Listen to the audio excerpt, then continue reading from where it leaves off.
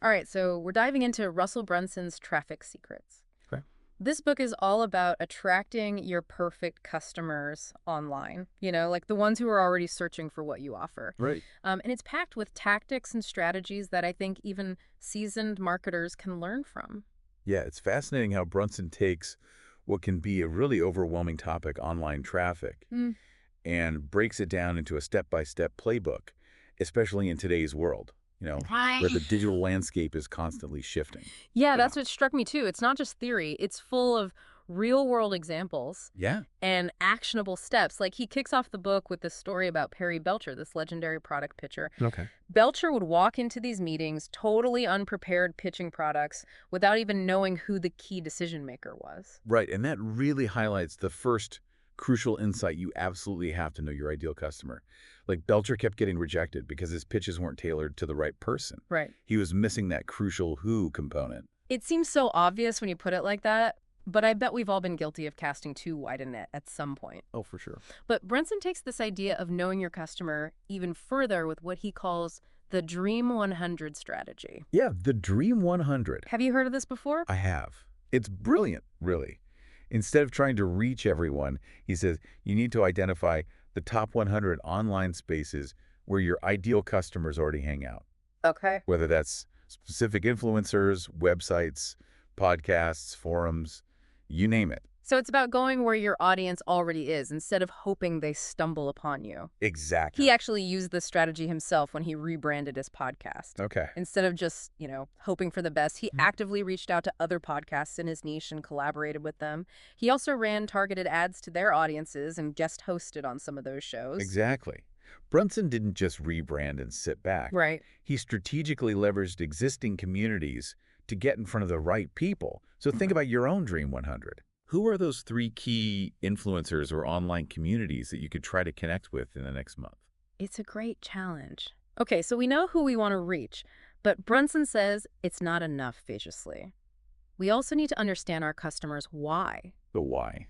It's about getting deeper into their motivations, figuring out if they're driven by moving away from pain or towards pleasure. And he illustrates this with such compelling examples. Yeah. Like, let's say you're in the fitness space. Yeah. Someone who wants to lose weight because they're self-conscious about their appearance. Okay. They're moving away from pain. Okay. But someone who wants six-pack abs because they dream of running a marathon and moving towards pleasure, your messaging needs to reflect that difference. That makes so much sense. So I guess it applies across the board, right? Like in the financial world, someone who hates their job and is terrified of debt, they're driven by avoiding pain. But someone who's dreaming of early retirement and travel, Yeah. they're motivated by seeking pleasure, knowing that why can completely change how you talk about your product or service. It's about speaking their language, addressing their deepest motivations. And it's especially important when we think about the different types of traffic. Okay. Owned, earned, and controlled. Okay.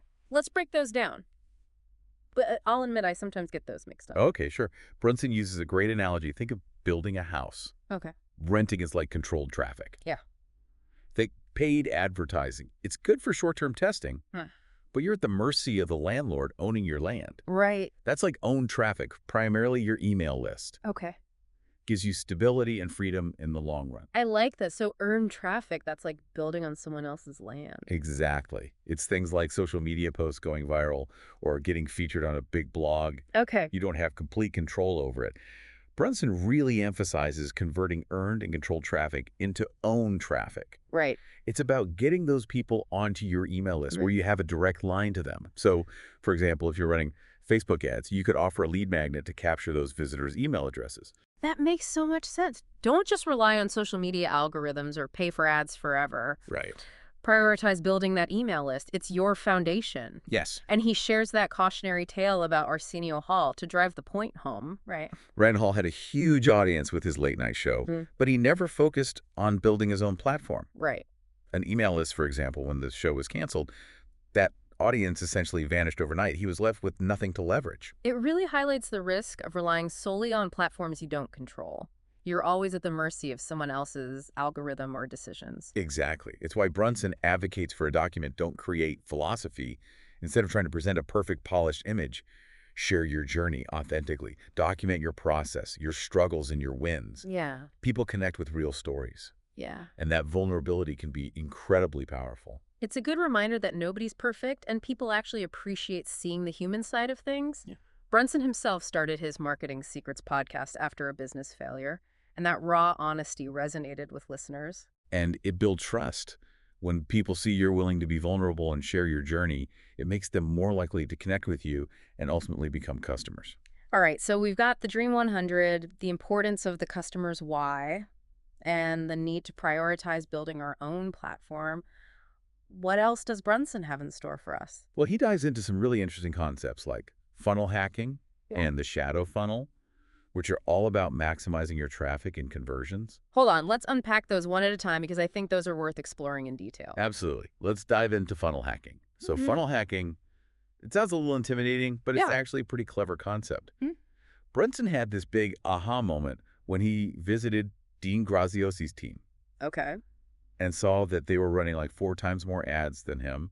They were constantly testing new hooks and angles, looking for those tiny tweaks that could make a big difference. So it's like they were playing the marketing game on a whole other level, always experimenting and optimizing. So it's not just about finding one perfect ad, it's about continually testing and refining your approach. Exactly. And that leads us to the shadow funnel. It's this idea that there are all these unseen touch points and interactions happening outside of your main funnel. Okay.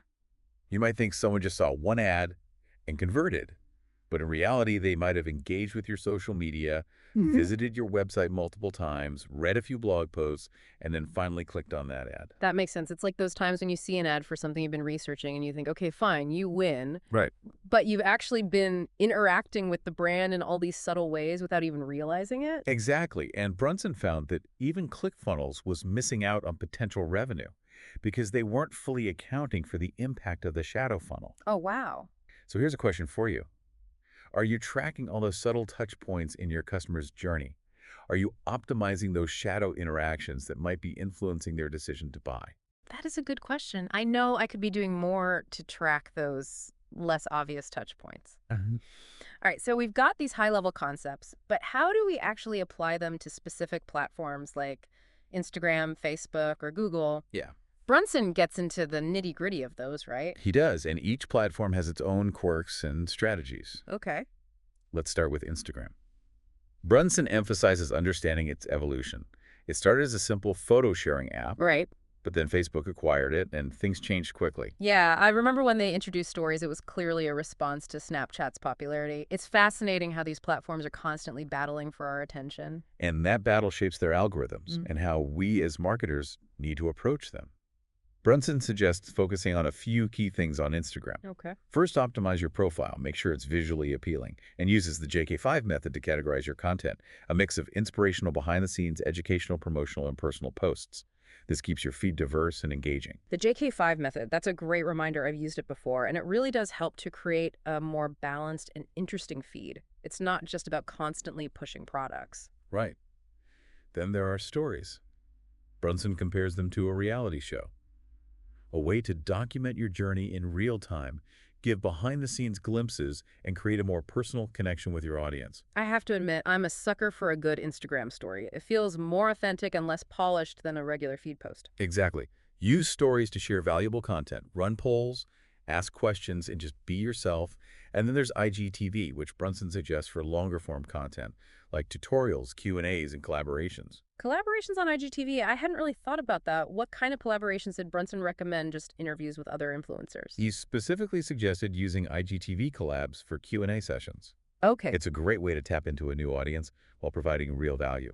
People love getting their questions answered, and it positions you as an expert. Okay, so Instagram is all about optimizing your profile, using stories effectively, and considering IGTV for collaborations and valuable content. And what about Facebook? It's a platform that's gone through a lot of changes over the years. It has. And understanding those changes is key to cracking its algorithm. Right. Facebook, like Instagram, is all about engagement and authenticity. They want people to stay on the platform, to interact, to have conversations. Right. So you need to think about your Facebook strategy in layers. Okay, let's peel back those layers. You got your personal profile, your fan page, and then groups and messenger lists. How do you recommend approaching each one? Your personal profile is your digital home. It's where you can be yourself, share your thoughts and experiences, and connect with people on a more personal level. Don't be afraid to be yourself and let your personality shine through. No more hiding behind a corporate logo. I like it. What about fan pages? They're still relevant, right? Absolutely. Your fan page is like your storefront Yeah. on Facebook. It's where you showcase your brand, products, and services in a more curated way, share behind-the-scenes content, customer testimonials, and industry insights, and of course, use it to run targeted ads. So it's about finding that balance between being authentic and being professional, not just blasting promotional messages all the time. Exactly. And then there are Facebook groups. Brunson sees them as powerful communities for fostering connections and building relationships. Find groups related to your niche and actively participate, answer questions, offer insights, and be a genuine member of the community. I'm in a few Facebook groups for entrepreneurs, and the sense of community is amazing. It's a great place to connect with people who are going through the same challenges and share ideas. Exactly. And finally, there are messenger lists, which allow you to connect with your audience on a more personal one-to-one level. Yeah. Use them to deliver personalized content, answer questions, and nurture relationships. It's like having a direct line to your audience, but I imagine you have to be careful not to overdo it with promotions. You do. It's about providing value and building rapport. Yeah. Brunson recommends using messenger lists strategically, maybe, for sending a welcome sequence to new subscribers, delivering exclusive content, or offering personalized support. Okay, so with Facebook, it's about using those different layers, strategically personal profile for authenticity fan page, for showcasing your brand groups for community building, and messenger lists for personalized connection, and of course, always thinking about how to engage with the algorithm and encourage conversations. Exactly. Now, let's shift gears and talk about the king of search, Google. Okay. It's a completely different beast, but incredibly important for driving traffic. I feel like Google's the one platform you can't afford to ignore. Everyone uses it for everything. Right. But its algorithm is notoriously complex and always changing. How do you even begin to approach SEO these days? Brunson breaks it down into a few key steps. First, understand how Google's algorithm has evolved. It started with simply counting backlinks, Right. but now it considers hundreds of factors to determine a website's quality and relevance. It's no longer about stuffing your website with keywords and hoping for the best. Right. You need to focus on creating high-quality content that people actually want to read and share. Brunson emphasizes keyword research, Okay. understanding what people are searching for, and creating content that aligns with those search queries. So it's about getting inside the minds of your audience and figuring out their search intent. What are they actually typing into that Google search bar? Exactly. And then you need to create linkable assets. These are pieces of content that are so valuable, so informative, that other websites naturally want to link to them. Okay. Think blog posts, infographics, research studies, ultimate guides, anything that provides real value and solves a problem for your audience. It makes sense. If you create something truly amazing, people are more likely to share it and link to it. And those backlinks tell Google that your content is trustworthy and authoritative. Exactly. And building backlinks is still crucial for SEO. Brunson recommends a combination of organic backlink building, creating great content that people want to link to, and strategic outreach, reaching out to other websites and influencers to promote your content and encourage them to link to it. Which is a multi-pronged approach, creating valuable content, optimizing it for keywords, and actively promoting it to earn those backlinks. Google SEO sounds like a full-time job in itself. It can be, but the rewards are worth it. Now, let's move on to a platform that's become a cultural phenomenon, YouTube. Oh, Yeah. I'm fascinated by YouTube. It's such a powerful platform for building a brand and connecting with an audience. Yeah. With billions of hours of video watched every day, how do you stand out? How do you even get people to watch your videos? That's where understanding YouTube's algorithm comes in. It's similar to Google in that it prioritizes watch time, engagement, and relevance. Okay, break those down for me. What exactly does YouTube look for? Watch time is pretty straightforward. It's the total amount of time people spend watching your videos. The longer people watch, the better engagement. Includes likes, comments, shares, and subscriptions. All those interactions that show YouTube, your videos are resonating with people. Relevance is about how closely your video content aligns with what people are searching for on YouTube. So we need to create videos that people actually want to watch, videos that are engaging, and videos that align with what people are searching for. No easy feat. It's not. But Brunson offers some solid advice.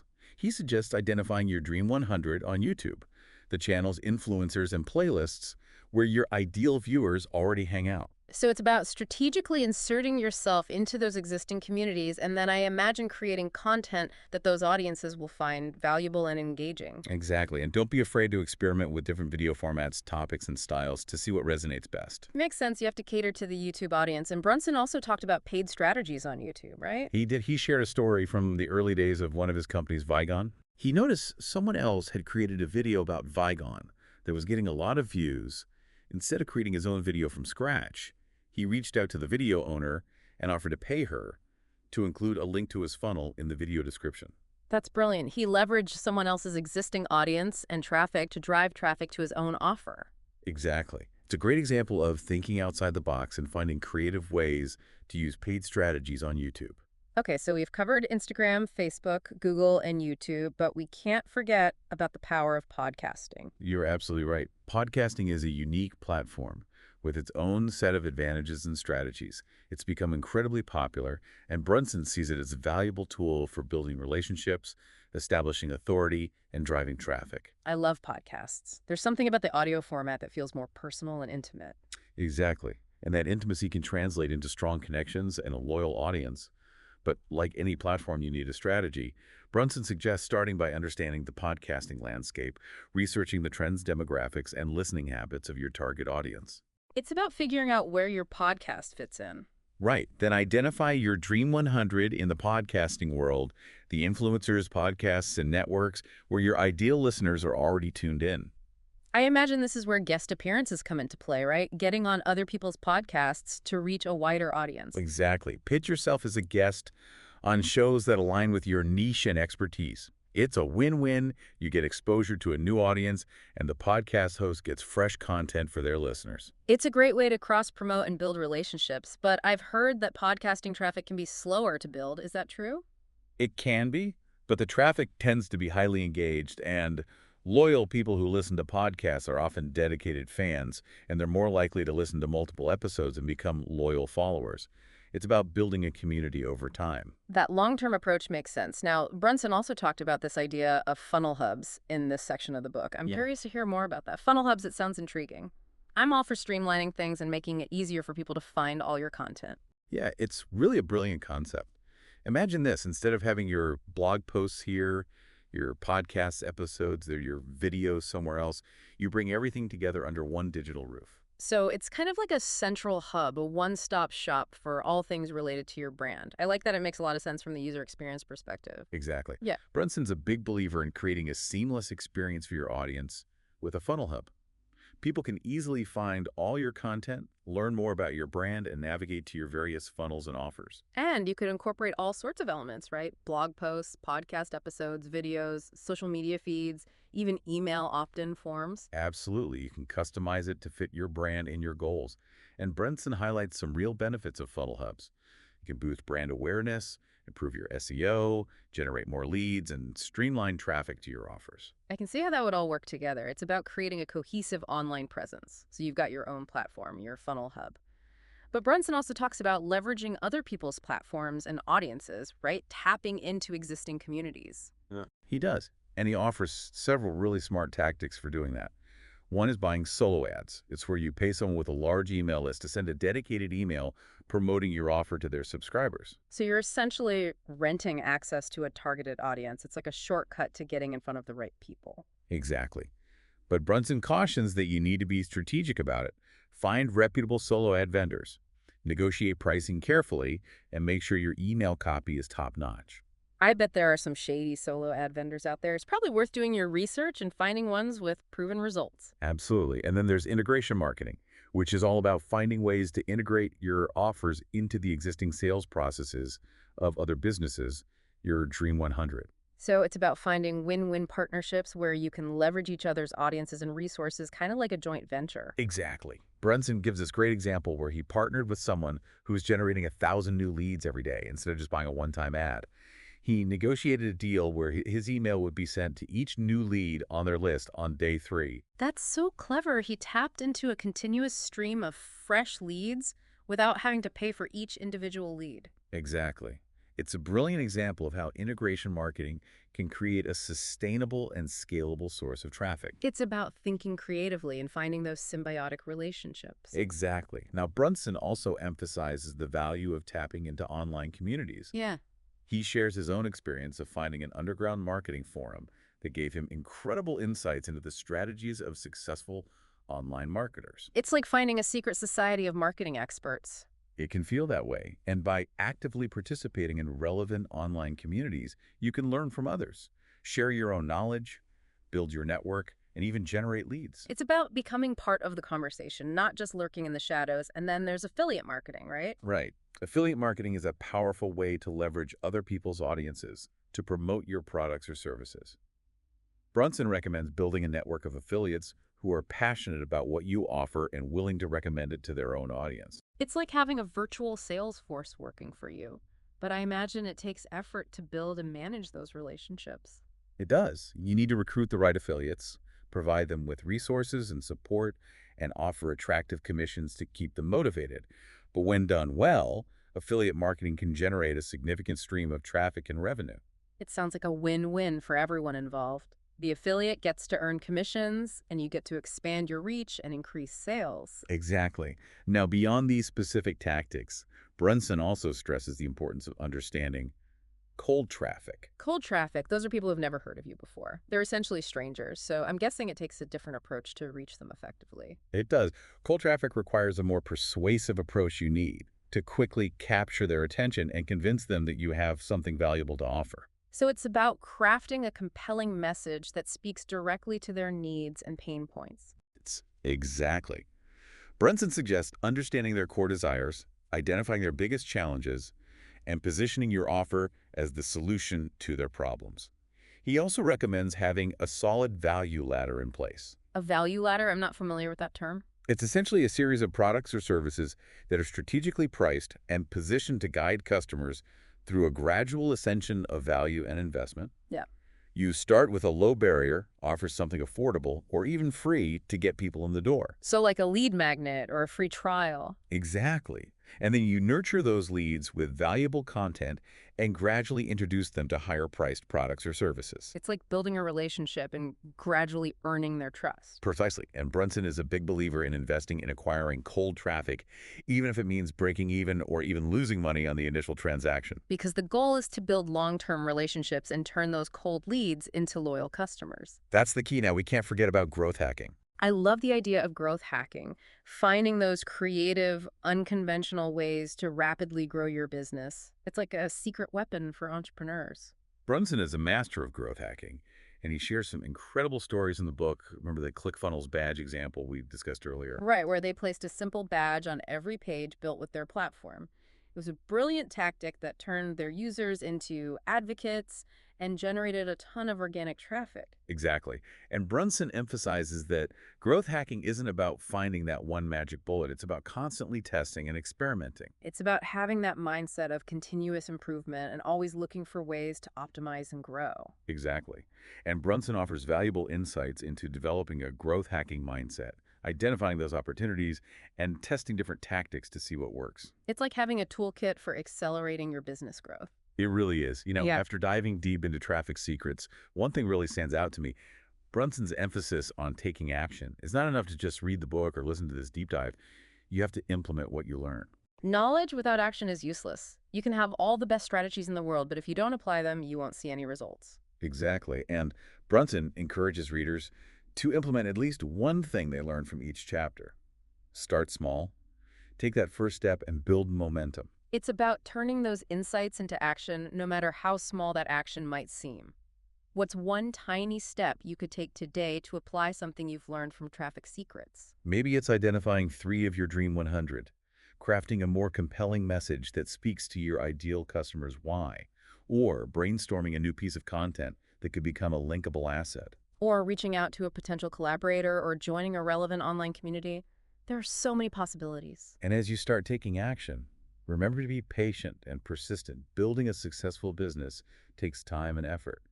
It's a marathon, not a sprint. It's about consistently showing up and putting in the work even when you don't see immediate results. And remember to enjoy the journey. Building a business should be an exciting and fulfilling experience. It should be. And I think Brunson's enthusiasm for marketing is contagious. He makes it feel fun and empowering. He does well. It's been a pleasure diving deep into Traffic Secrets with you. We've covered a lot of ground and explored some really valuable strategies. I feel like I have a much clearer understanding of how to attract my ideal customers online. It's not about tricks or gimmicks, it's about understanding your audience, building relationships, and providing real value. Exactly. And remember, the digital landscape is constantly evolving, so stay curious, keep learning, and keep experimenting. That's great advice. Thanks for joining us on this deep dive into Traffic Secrets. We hope you found it valuable and insightful. Until next time, keep attracting those dream customers.